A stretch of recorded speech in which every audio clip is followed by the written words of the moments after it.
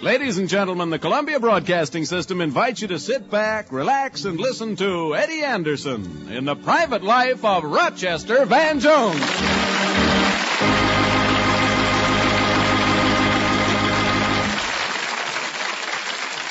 Rochester, you were having a little trouble with your girl. How are you making out now? Not so good. She's crazy about Franklin Monroe. Just because he has money? Yeah, Susie wants someone who can support her for the rest of her life. Well, can't you do that? Only if she doesn't live past Friday.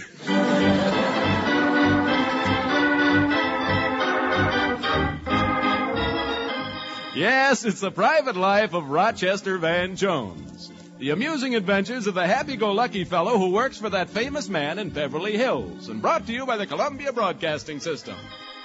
Well, Rochester has needed a little extra cash to help him regain the affections of his girl, Susie.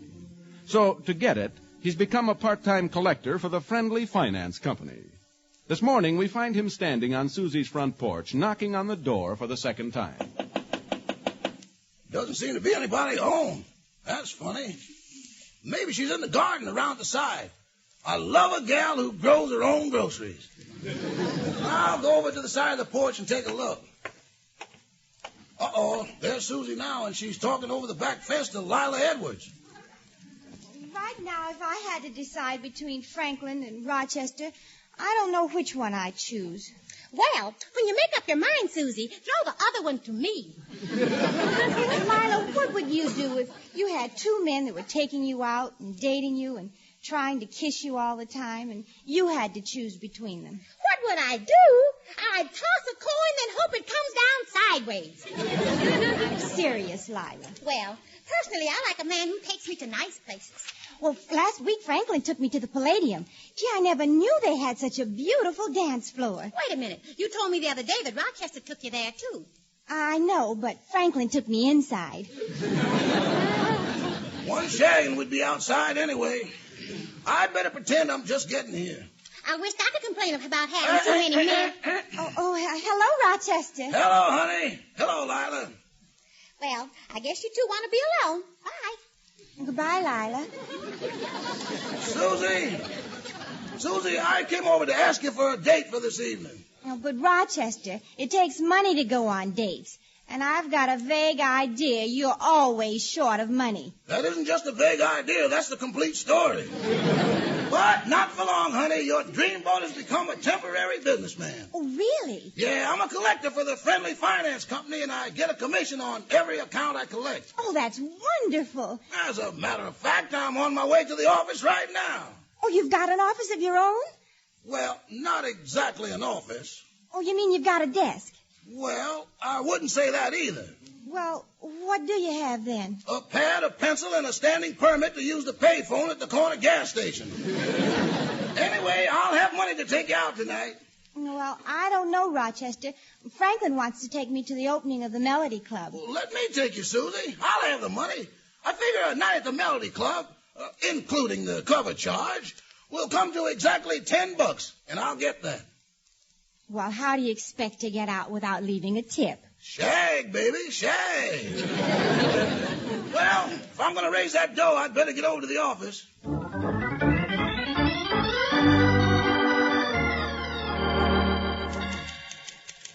Good morning, Mr. Finch. Good morning, Rochester. I see you're here bright and early. Yeah, I got to make some fast money.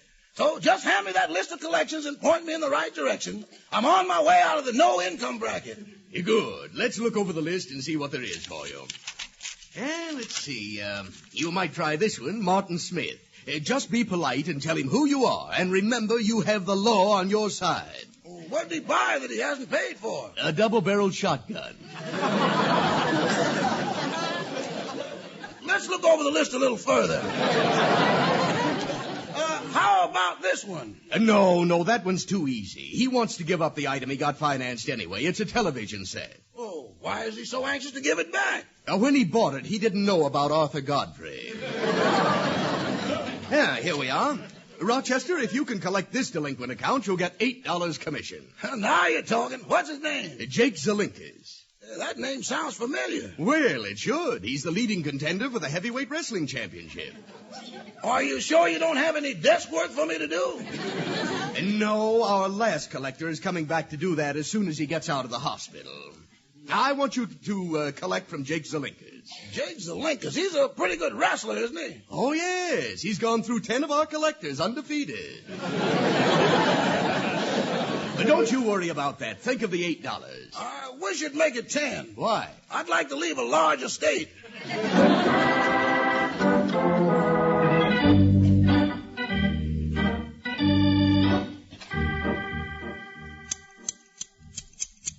Hello, Devilgrass. Hello, Rochester.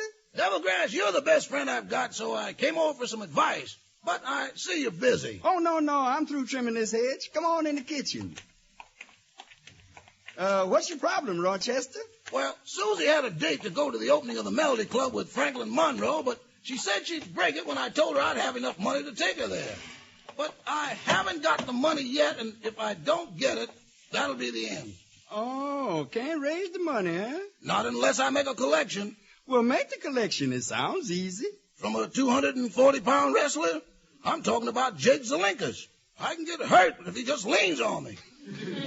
Well, the only way to handle a fella like that is to shame him into it. If he hits you, turn the other cheek. Devilgrass, after Jake Zelinkas hits you on one cheek, there's nothing left of the other one either. Excuse me. Hello? Who? Just a minute. Are you here, Rochester? Who is it? It's a woman. They always find me. Yeah, I'm here. He says he's here. Hold the phone. Here you are. Hello? Hello, Rochester. This is Susie. I broke the date with Franklin, and now I can go to the Melody Club with you tonight. Isn't that wonderful? Yeah. Oh, I'm so glad I'm not going with Franklin this time. Oh, he's handsome and intelligent, a wonderful dancer. But it'll be nice to have a change. Thanks. You'll have the money, won't you? Yeah, I'll have the money. Rochester, you don't sound very sure. And I want to tell you something. I broke that date with Franklin to go with you. And if you disappoint me this time, we're really through. Now, honey. And I mean it. Don't worry, Susie. I'll have the money. Well, I'll see you tonight, Rochester. Goodbye. Goodbye. I just don't know what to do. Somehow this Zelinkas frightens me. I'm really worried. Oh, Rochester, you forget that you've got broad shoulders, strong arms, and you've got coordination that's just built for striking power. Why, you don't realize what you can do. You've got hidden resources. That's right. Why, when you arouse, you've got the strength of 7 men, the courage of a lion, the snarling ferocity of a wounded tiger. Yeah. Now, why are you worried about Zelinkas? I'm afraid I'll kill him.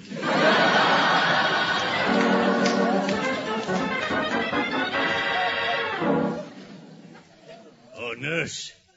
Hey, nurse. Here I am, Mr. Zelinkas. I was in the kitchen. Could you move this pillow a little? I'm in terrible pain. Oh, of course. I'll fluff it up for you. Thanks. There, now. That ought to be better. Thanks, nurse. Thanks. Oh, I didn't realize a man could get so badly hurt in a wrestling match. Why, you got both your arms broken, a fractured leg, and 3 cracked ribs. Yeah. Is wrestling always that dangerous? No, it never would have happened if I hadn't missed a rehearsal. But will you get the door, nurse? Yes? Is Mr. Zelinkas in? Yes, he is. That's too bad. Well, you've come at a rather an awkward time. I just hope you won't upset him. I endorse that feeling 100%, and I hope it's vice versa with him. You see, he wrestled a man last night and broke his arms, fractured his leg, and cracked some of his ribs. I can take the census anytime. Goodbye. Well, maybe by the time you come back, Mr. Zelinkas will have recovered. Yes, I hope so, too, and... Wait a minute. You mean Mr. Zelinkas is the one that got busted up last night? Yes, it was awful. Well, where is he now? He's in bed. Can he move at all? Oh, no, he's absolutely helpless. What's the matter with you? Stand aside, lady. Rochester Van Jones is about to make a collection.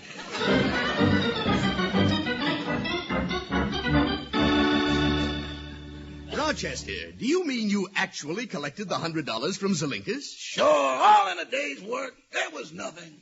This is amazing. Was he mad when you asked him for the money? Yeah, he felt terrible. He was all broken up. I can't believe it. It's true. When I left, he had a broken arm, a fractured leg, and a couple of cracked ribs. Little but mighty, eh?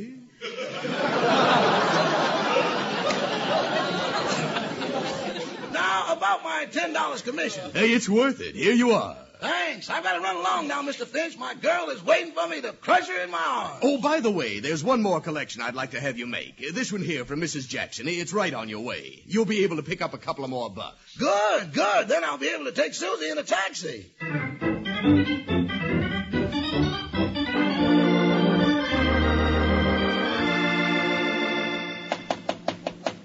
Yes, sir, this is my lucky day. I just have to make this last collection, and I'm off to Susie. How do you do? I'd like to see Mrs. Jackson. I'm Miss Jackson. Won't you come in? Yes, thank you.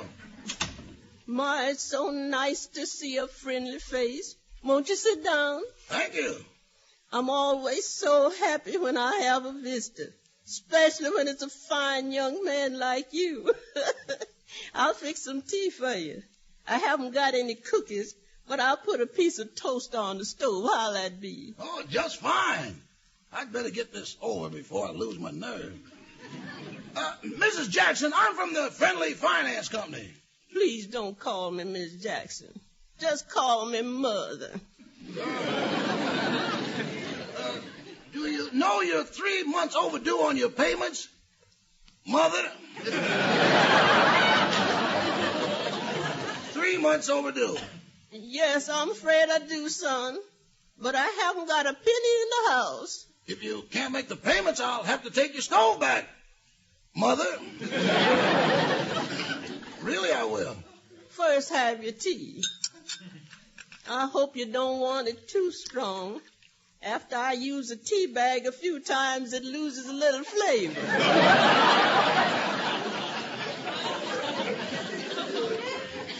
I know I'm going to hate myself for this, but I have to do my duty. Here's your tea, son. Thank you.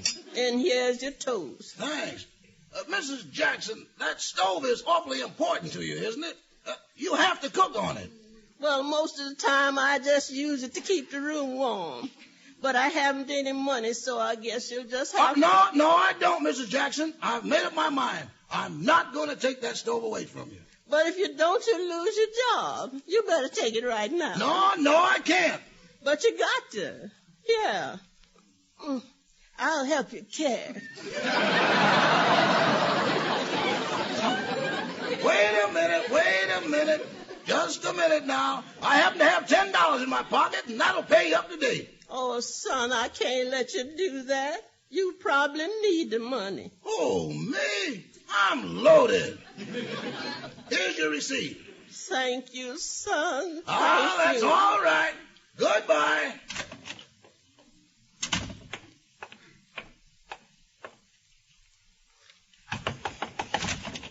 Mother? Well, it looks like I'm not going out with Susie tonight. The only thing I don't understand is how can a guy feel so miserable and so wonderful at the same time?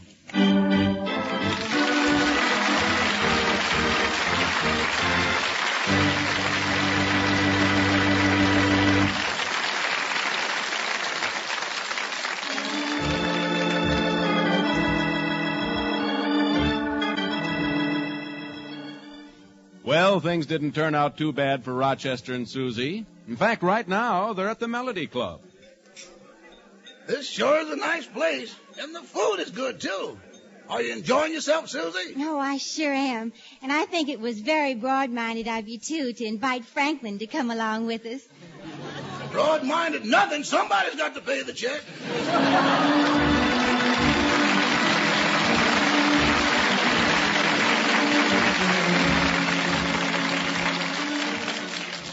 I wonder if Rochester was so smart after all. Sure, Franklin paid the check, but that only made him a bigger man in Susie's eyes. What's Rochester going to do now?